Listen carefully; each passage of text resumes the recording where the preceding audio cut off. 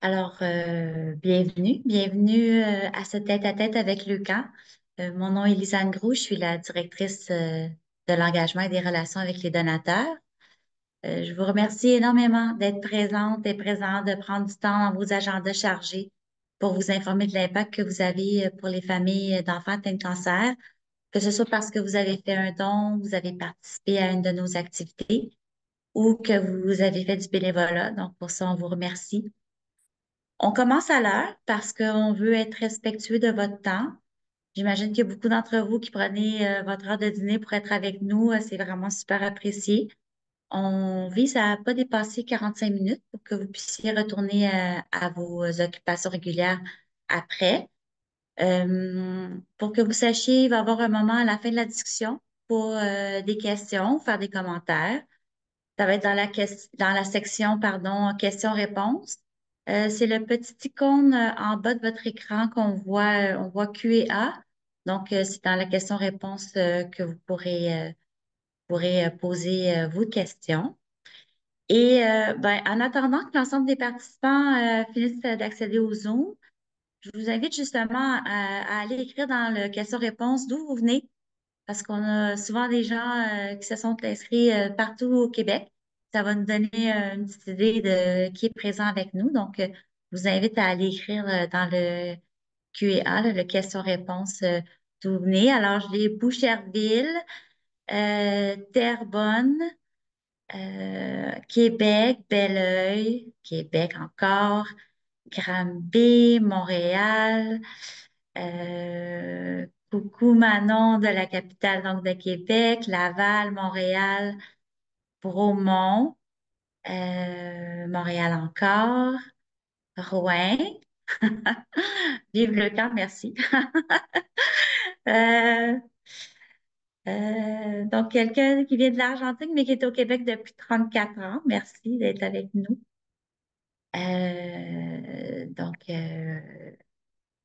C'est bon, mais ça fonctionne. Donc, ça fonctionne le question-réponse. Euh, Le contenu de notre discussion aujourd'hui, c'est l'importance de l'aide financière offerte aux familles du cancer de leur enfant, parce que le camp soutient les familles de différentes façons, mais une des formes d'aide, c'est certainement l'aide financière. Donc, avant de vous présenter nos panélistes, j'aimerais commencer par un petit sondage qui va s'afficher à l'écran. Que la régie va pouvoir mettre ça de l'avant.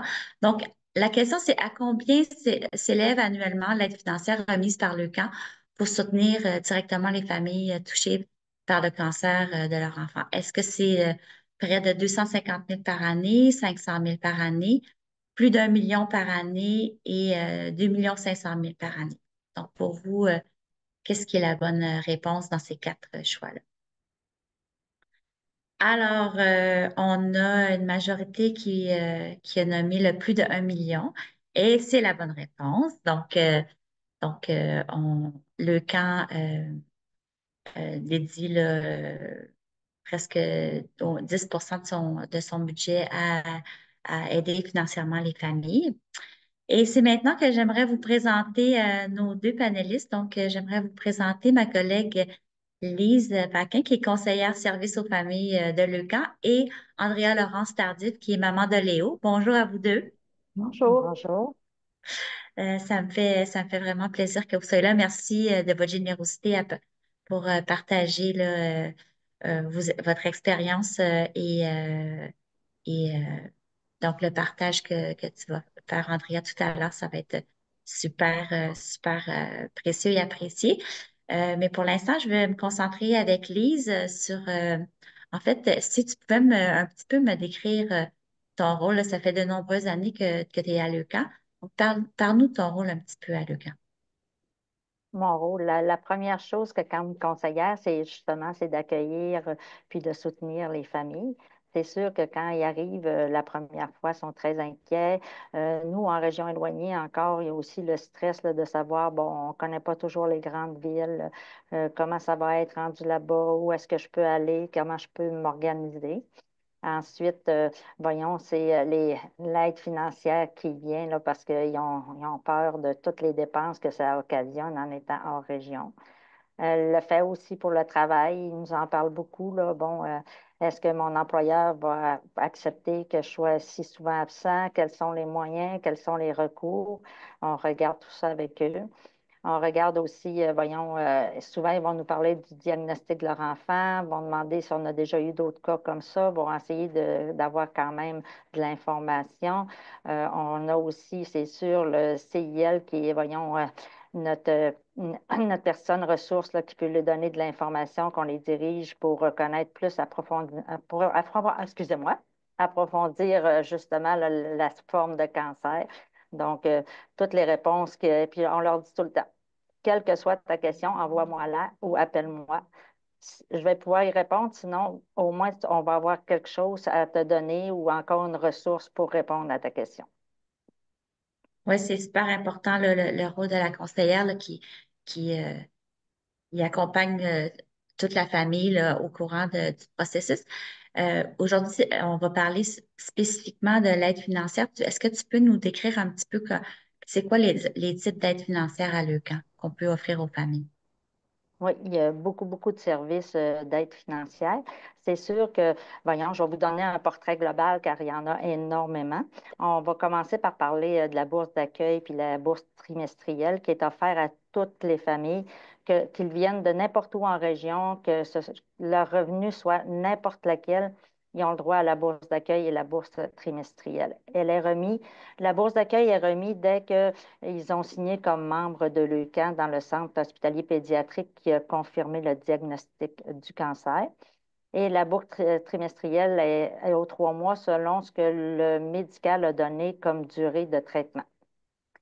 Ensuite, il y a le fonds de dépannage. Le fonds de dépannage est très, très utile là, pour les familles, que ce soit hors région ou encore près des grands centres. C'est quand même très utile, là. Si on parle de frais d'essence, on parle, voyons, de médicaments non couverts, la partie par les assurances. On parle voyons, de couches de surplus quand ils sont en chimio. On parle de lits adaptés, on parle d'épicerie, on parle de manoir. Il y a plusieurs personnes qui vont me dire le manoir, c'est 10 par soir. Oui, mais tu es là 2 mois, ben c'est 600 de plus dans ton budget, puis tu continues à payer quand même ton loyer puis tes choses ici en région. Donc, c'est très important. Le monde aussi, il ne pense pas des fois aux frais de gardiennage. C'est pas tout le monde qui a de la famille pour s'occuper des autres enfants. Puis même des fois, il y a des frais pour des animaux qui restent ici en région. Donc, c'est sûr que quand on peut aider là, dans ces aides financières-là, là, on va pouvoir donner là, pour aider le plus possible.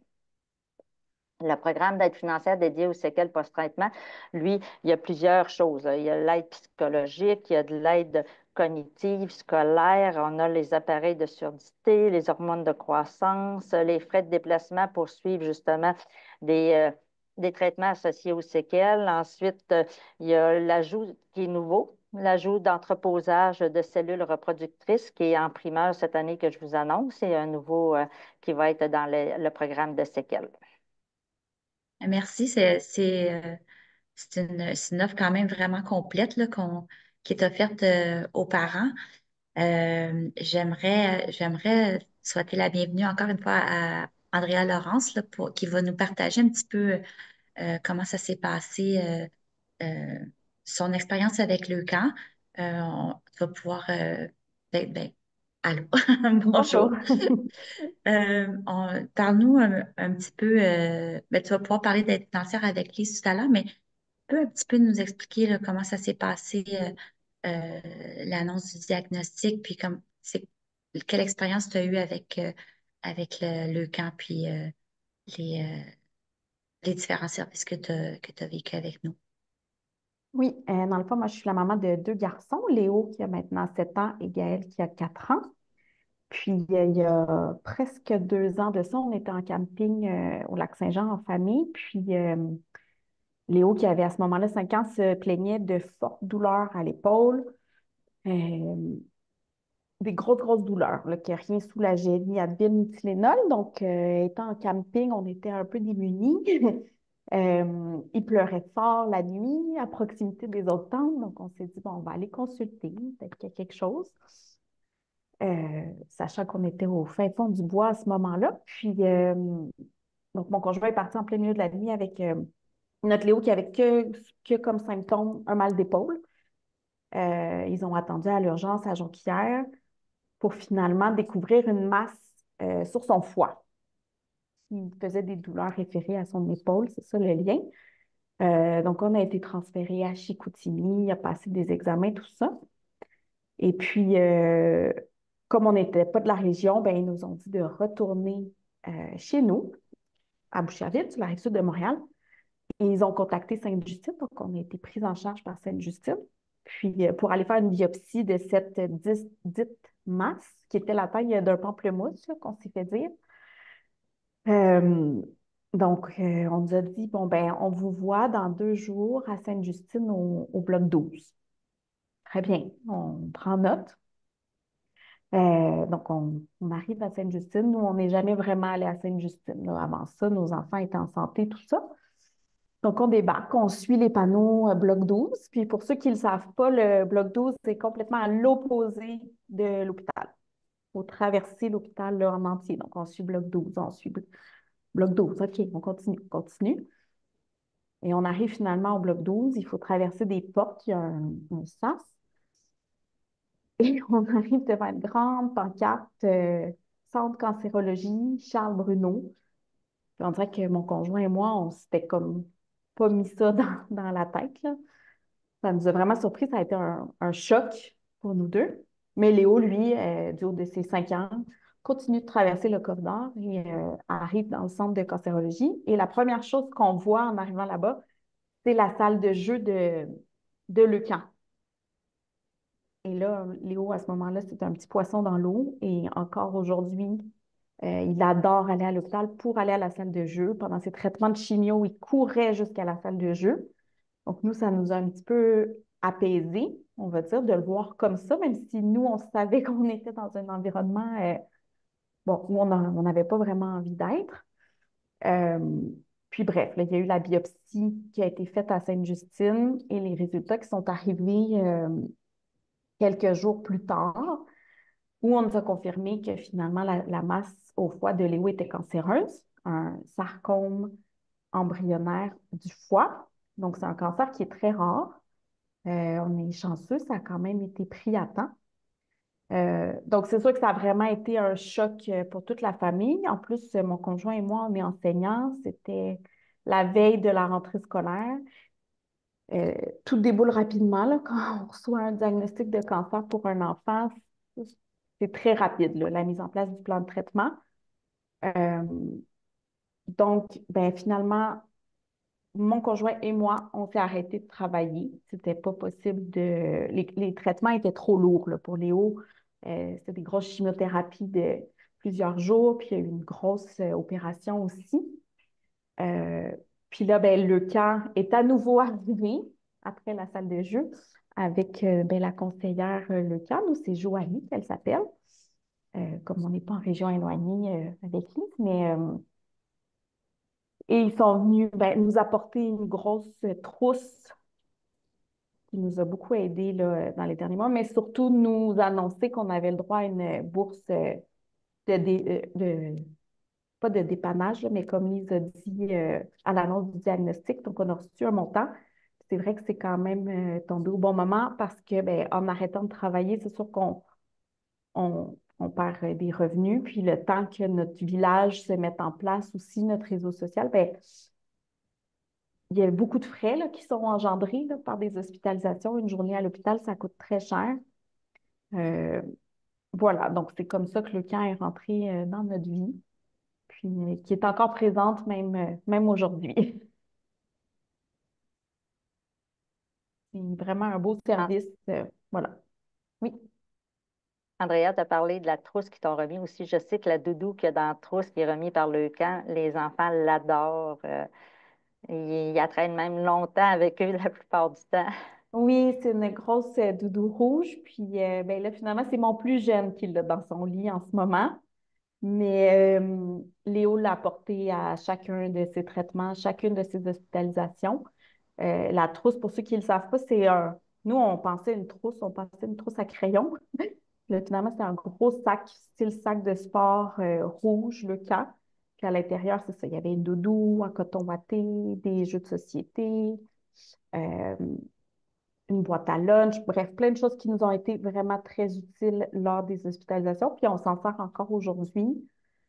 Euh, c'est aussi un signe, je peux dire, entre parents à l'hôpital, là, cette trousse-là, quand on croise d'autres parents avec la trousse, sans se parler, on se comprend de pourquoi on est là puis qu'est-ce qu'on traverse.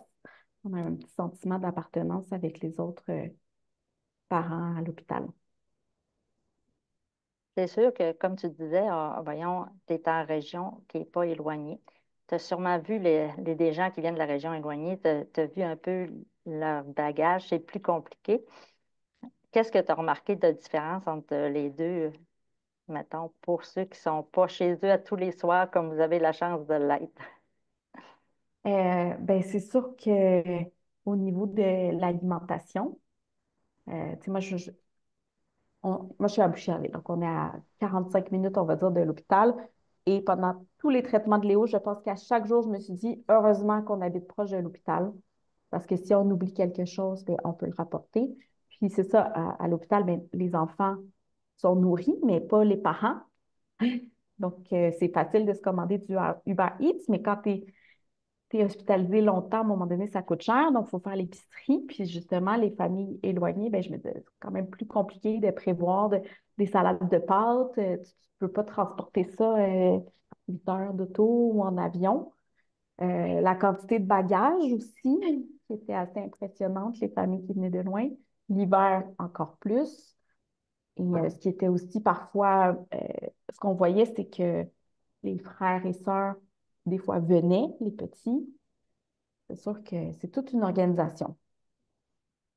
C'est ce qu'on parlait. C'est pour ça que l'aide financière est importante parce qu'on en regardait, tu vois, quand il offre les cartes d'épicerie, l'essence, dans le fond de dépannage, il y a aussi le fait de pouvoir permettre à un parent de la région d'aller avec les frères et sœurs, justement, là, puis de payer le voyage pour leur permettre ça. Il y a aide pour le manoir. Donc, c'est beaucoup, beaucoup de choses que les familles ont besoin qui sont loin. Il y a aussi le fait de le stress de partir longtemps, parce que là, tu quittes pas juste pour 2, 3 jours, tu quittes pour longtemps, mais des fois, tu as d'autres enfants qui restent en région, c'est compliqué. Le fait aussi que, voyons, tu n'es pas habitué au trafic comme vous l'êtes des grands centres, ça, c'est compliqué aussi.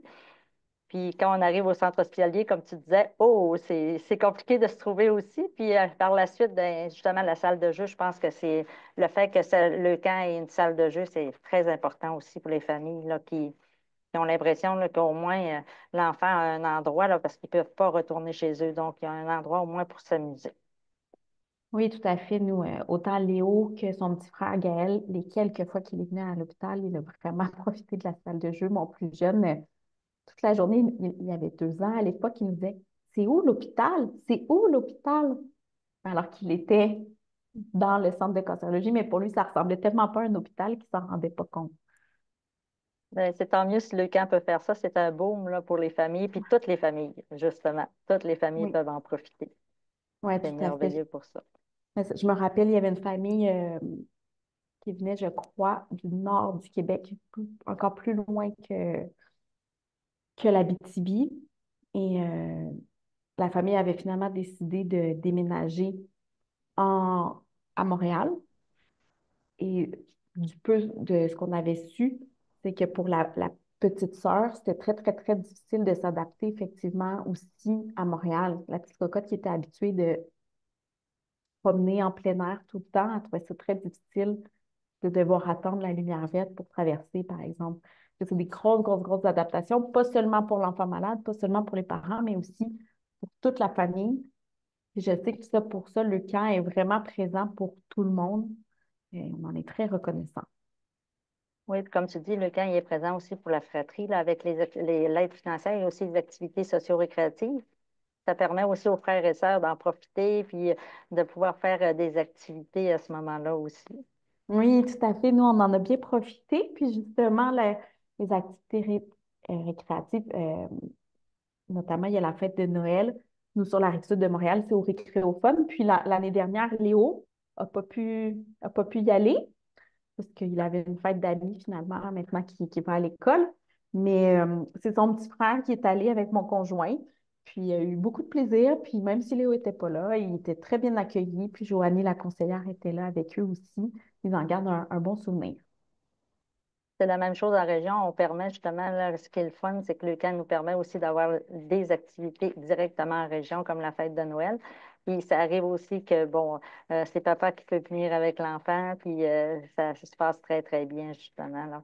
Ça leur permet là, d'avoir un moment joyeux en famille. Hmm. Oui, tout à fait. Il y a les massages. Nous aussi, je ne sais pas si en région, il y a des massothérapeutes, mais nous, à la maison, on avait une massothérapeute qu'on pouvait aller voir, puis qui était fournie par le camp. Puis ça a été très bénéfique, toute la famille. Même Léo s'est fait On, masser plusieurs fois.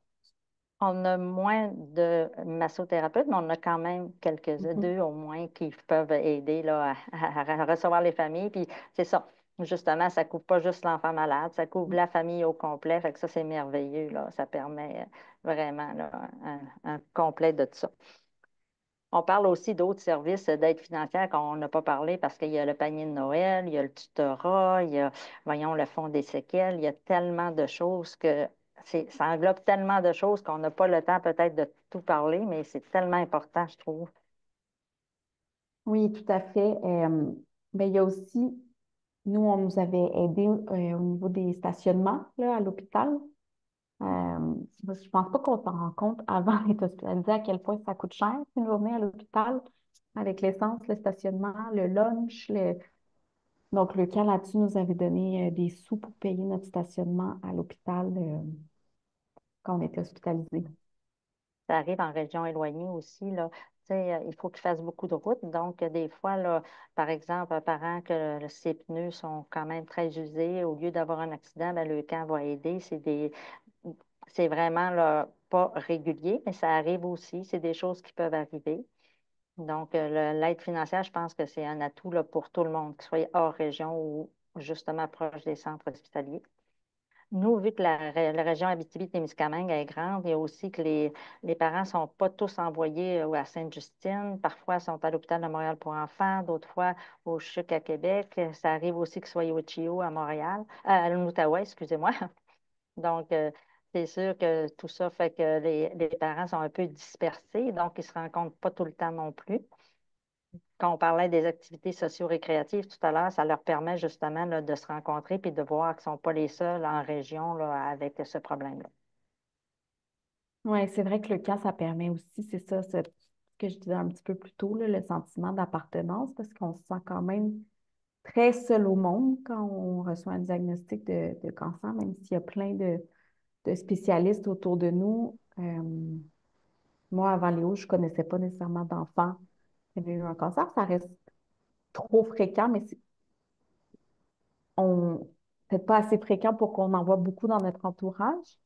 Puis le camp, ben, avec la trousse, mais tout à l'heure, je voulais parler aussi des chandails qui sont donnés, les chandails avec les petits boutons pression pour faciliter les soins. Ceux qui ne savent pas, dans le fond, le camp, il offre des chandails avec des boutons pression ici. Comme ça, quand les enfants se font installer leur porte-à-quatre, qui a un cathéter, ben, ils n'ont pas besoin d'enlever le chandail au complet, ou si c'est pour des scans. Ça aussi, là, dans l'hôpital, on les reconnaît, les enfants qui sont en traitement ou même post-traitement. Moi, Léo, il veut encore mettre son chandail. Le camp qui commence à être un petit peu trop petit pour lui maintenant, mais lui aussi, il a ce sentiment d'appartenance-là avec le camp, avec son petit chandail serré quand il va à l'hôpital.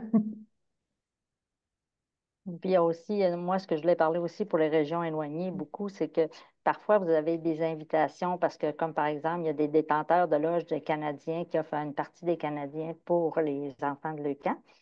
Puis en étant proche, vous pouvez l'accepter facilement parce que on se lève le matin, on a cette activité-là le soir, ça se fait bien, mais en région, ça, on parle encore d'être obligé de partir le matin de bonne heure puis de revenir juste le lendemain. Donc, à ce moment-là, là, ce qui est vraiment, vraiment pratique, c'est justement l'aide financière pour les aider, parce que là, on doit calculer une nuitée, puis l'essence qui est beaucoup plus.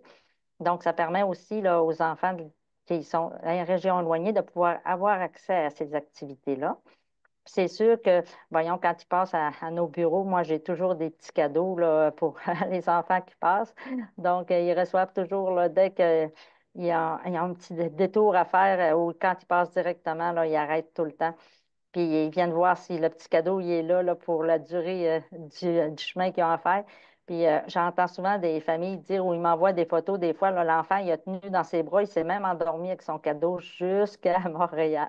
Ah, trop cute. Ah, mais tant mieux s'ils ont pu participer à la soirée de hockey, parce qu'effectivement, c'est toute une soirée, puis c'est vrai que c'est une organisation là, quand on vient de loin. Mais c'était une soirée incroyable pour nous.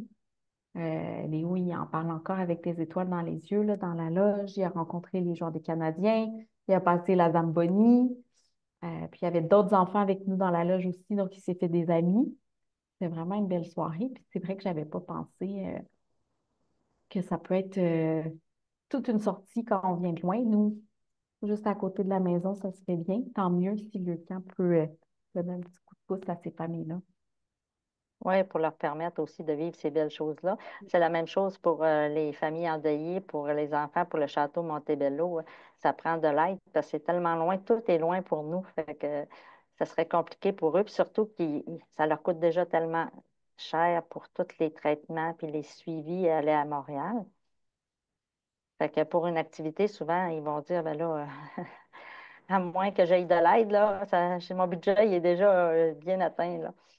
Puis comme je disais souvent, les employeurs, souvent, vont être très compréhensifs au début. Mais par la suite, ils ont besoin de leur employé, donc ça devient très difficile. Donc, l'accompagnement et le soutien, là, il est important à ce moment-là là, pour justement les aider là, à prendre des décisions là, éclairées pour voir comment continuer le traitement avec l'enfant. Oui, je trouve, nous, pour notre part, ce qu'on disait, mon conjoint et moi, c'est quand même les sous qu'on a reçus par le camp, qui venaient pallier quand même à une partie de notre perte de salaire, bien, ce que ça nous a permis, c'est de nous enlever un petit stress financier, puis de vraiment pouvoir se concentrer sur Léo, sur les traitements de Léo, de pouvoir être là pour lui, mais aussi sur nous-mêmes, là, parce que, et sur son petit frère également, parce que quand un enfant a un cancer, ben, c'est toute la famille qui en est impactée. Puis là-dessus, ben, ça se prenait bien, je dirais, là, l'aide financière qu'on a reçue, là, ça tombait vraiment, puis c'est vraiment utile pour nous. Puis en région, comme tu viens de dire, le petit frère était avec vous et eux autres, les enfants restent en région, les frères et sœurs. Fait que l'aide financière pour qu'ils puissent aller faire un petit tour des fois pour aller le voir là-bas, ou encore juste permettre à un des parents de revenir pour venir s'en occuper un peu, c'est vraiment important. Oui, puis c'est important de conserver le lien, je pense, entre les frères et sœurs, là. Je me rappelle, nous, une fois, Léo avait été hospitalisé pendant une semaine en isolement à la suite d'un traitement de chimio. euh, Parce que dans le fond, les globules blancs étaient complètement à zéro, puis il avait attrapé une petite infection.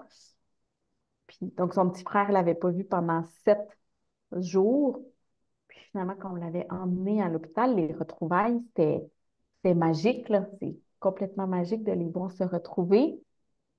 Euh, Nous, on prend la voiture, on se stationne, ça va, mais c'est vrai que quand on est en Abitibi, en Gaspésie, peu importe, d'organiser ce genre de retrouvailles-là, c'est plus compliqué. Puis ça coûte beaucoup de sous.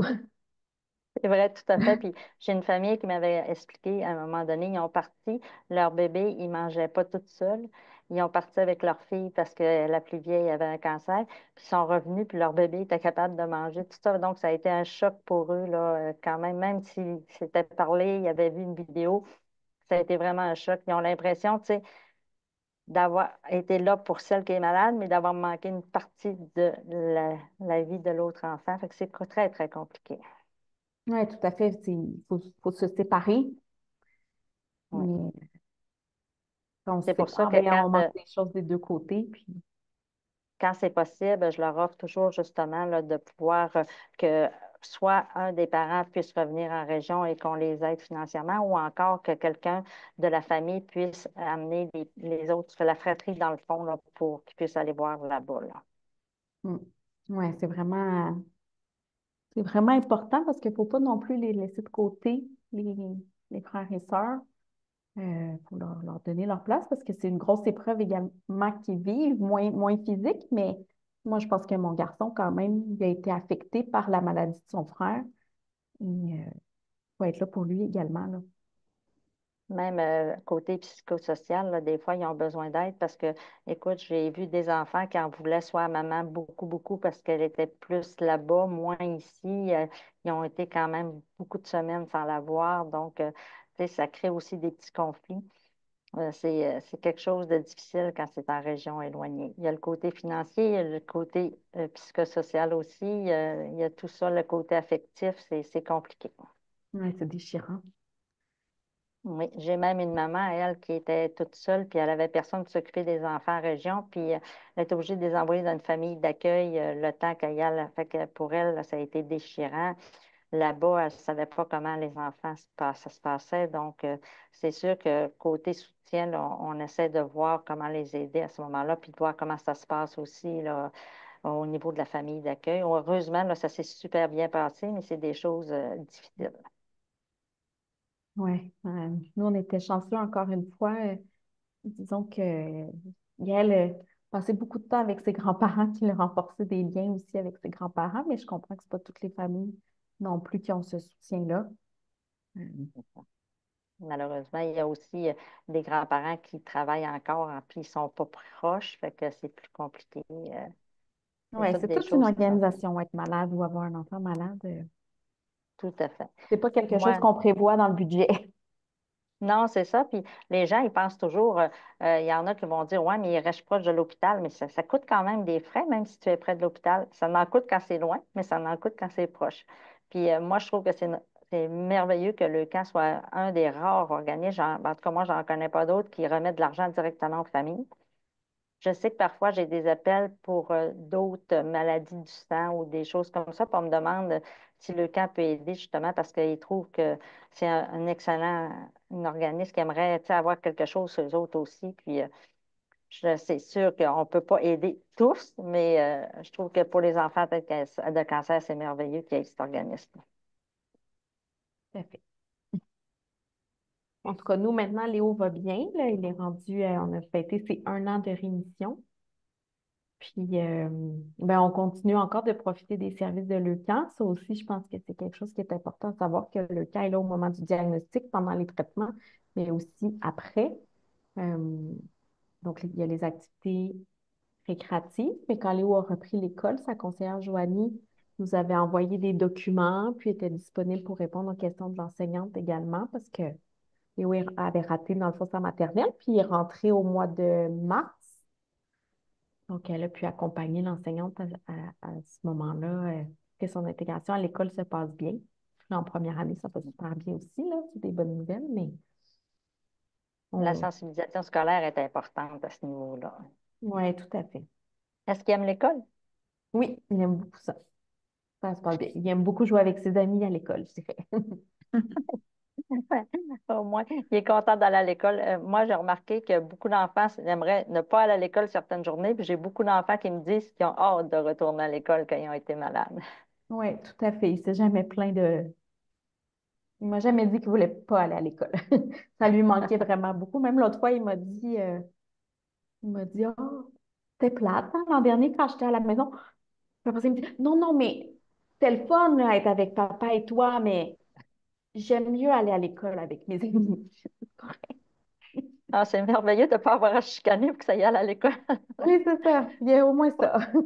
C'est ça, il faut qu'il y ait un bon côté de temps Oui. en temps. Mhm. C'est sûr, comme on parlait tantôt, il y a aussi d'autres formes d'aide financière. Il y a voyons, il y a les alternatives capillaires pour ceux qui sont adolescents des fois, puis sont proches de leur balle de fin d'année, puis ça arrive qu'ils ont perdu leurs cheveux. Ça, c'est merveilleux de pouvoir avoir accès à ça aussi. Oui, à l'hôpital, moi, je trouvais que c'est ceux pour qui ça avait l'air le plus difficile, là, les adolescents qui étaient. Les enfants de l'âge de Léo, 5 ans, 6 ans, 7 ans, nous, Léo, il se rendait compte de la gravité de la situation, mais il était tellement dans le moment présent que il partait jouer à la salle de jeu, il se faisait des amis, il parlait avec les éducatrices.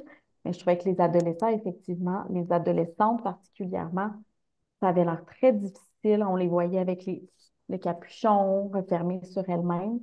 C'est une belle offre d'au moins avoir une prothèse capillaire. Ça peut Oui, aider tout à l'estime fait. de soi un peu, là.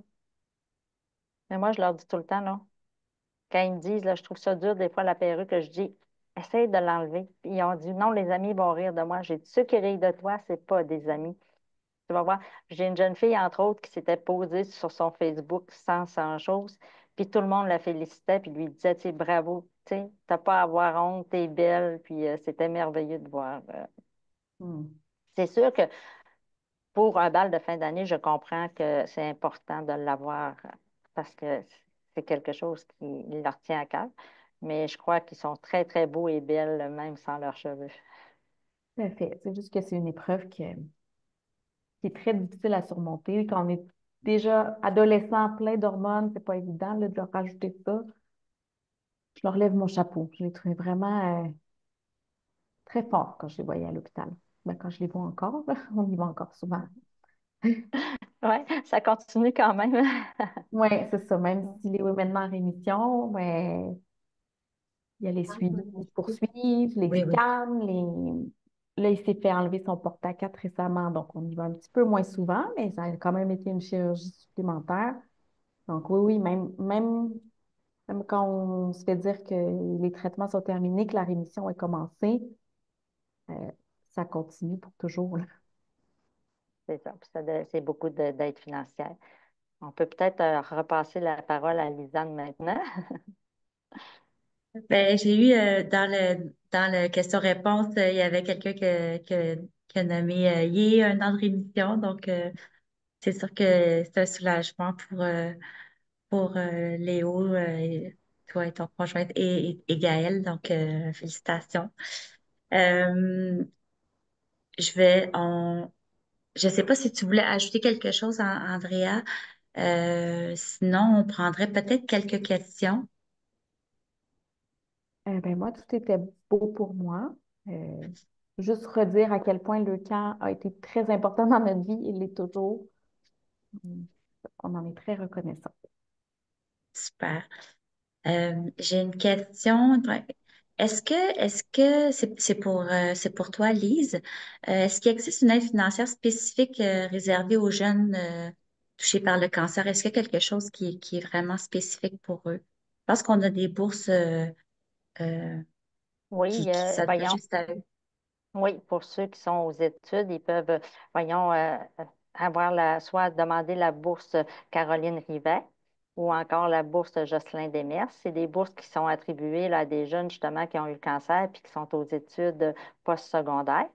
Donc, à ce moment-là, là, ils peuvent faire la demande là, puis voir si, ils vont être dans ceux qui vont avoir la chance d'avoir ces bourses-là. Parfait. J'ai une autre question. Donc, quelle aide pour les parents en deuil? Nos conseillères sont formées là, spécifiquement pour accompagner euh, les parents qui seraient endeuillés. Donc, il y a tout un service à ce niveau-là. Euh, je ne sais pas si tu avais d'autres choses à rajouter, Lise, parce que c'est vraiment une spécialité là, qu'on a à Leucan. Oui, Euh, c'est une spécialité. Puis, comme on parlait tout à l'heure, il y a des rencontres de familles endeuillées au Château Montebello. Il y a des rencontres pour les mères endeuillées. Il y en a d'autres pour les pères endeuillés. Il y a aussi un montant pour aider là, pour malheureusement là, quand l'enterrement arrive, ben, justement pour payer les frais du salon, il y a un montant aussi qui peut être donné pour ça. ok, merci. J'ai une question pour toi, Andrea. Euh, Est-ce que les parents apprécient qu'on prenne régulièrement des nouvelles ou c'est plus une lourdeur? Euh, Moi, pour ma part, j'appréciais ça. Par contre, les- les- avant la chirurgie de Léo, c'est ça, c'est gros traitement. Puis pendant la chirurgie où j'étais moins disponible, j'avais demandé à ma conseillère qu'on communique par courriel principalement, puis que s'il y avait quelque chose, on s'appellerait, mais j'étais pas disponible pour répondre à des appels non planifiés, on va dire. Puis ça a été très respecté. Oui, j'aimais ça qu'on prenne des nouvelles, mais sans insister, de Je comprends. respecter qu'on soit disponible ou non pour donner des nouvelles. Donc, pour les gens, par exemple, tu sais, pour l'entourage qui se pose la question, est-ce que je devrais les appeler? Je veux pas les déranger, tout ça. Donc, toi, t'es apprécié, mais tu étais capable de mettre tes limites puis de dire, ben là, pour l'instant, euh, tu sais, je suis pas disponible ou j'ai pas cette énergie-là. Tout à fait, c'est ça, exactement. Je pense que c'est vraiment important que les gens continuent de prendre des nouvelles, mais ne se vexent pas s'il n'y a pas de retour. Oui, je Si on ne comprends. répond pas, c'est qu'on n'est pas disponible et que notre énergie, elle est ailleurs, mais de continuer à prendre des nouvelles, euh, c'est, c'est très apprécié. Plutôt, je sais qu'il y a des gens qui sont mal à l'aise, qui ne savent pas comment faire, qui disent, ah, je ne veux pas faire de faux pas. Ben, moi, j'aime mieux quelqu'un qui essaie de prendre des nouvelles, mais sans nécessairement s'attendre à un retour. Mais ça, c'est mon opinion personnelle. Mais elle est très valable. Oui, puis je vais renchérir en disant que la plupart des familles me disent aussi, après les premiers appels, justement, que par courriel, c'est mieux. S'ils ont plus de temps de répondre le soir, de temps en temps, ils vont répondre à leur courriel. Quand la famille proche me demande justement, là, ouais, mais là, tu sais, je les tente, je les appelle trop souvent, là, comment je peux les aider? Ben, je leur dis, tu sais, les dates qui reviennent en région, tu peux leur amener des petits plats pour pas qu'ils soient obligés de faire à manger. Si vous êtes à l'aise puis que la famille le veut, tu peux aller faire un peu de ménage. Il y a plein de choses. L'hiver, tu peux aller pelleter. Fait que ça, c'est des choses qu'on peut aider là, sans être obligé de toujours être en train d'appeler.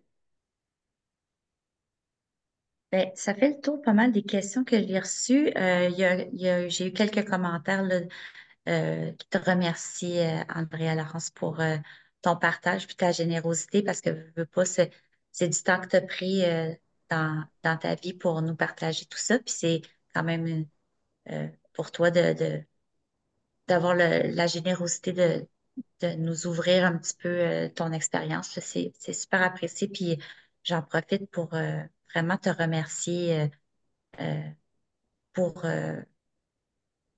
d'avoir accepté notre invitation. Euh, c'est vraiment, c'est vraiment très précieux pour nous. Euh, je veux remercier aussi Lise d'avoir su nous expliquer là, les différentes aides financières parce que, étant le cas depuis plusieurs années, moi aussi, je sais qu'il y en a beaucoup, puis c'est quand même c'est complexe selon les différents cas, puis les situations, puis je pense que c'est important que les gens puissent savoir que ça existe, qu'on fait le suivi, puis que c'est quand même un aspect important de notre budget, là, c'est de faire du soutien au niveau financier. Euh, J'aimerais vous remercier tous ceux qui ont pris la peine de se brancher pour nous écouter. Je sais que vous êtes tous occupés, donc d'avoir pris le temps sur votre heure de dîner pour écouter notre discussion, c'est vraiment, vraiment très précieux. Puis un dernier remerciement à ma collègue Anne, que vous n'avez pas vue, mais qui est en régie et qui nous soutient pour chacun des tête-à-tête. Là. Je- c'est très le fun de pouvoir avoir quelqu'un sur qui on peut se fier. Donc, je vous remercie. Merci à tous, puis on se revoit au prochain tête-à-tête. Bonne journée.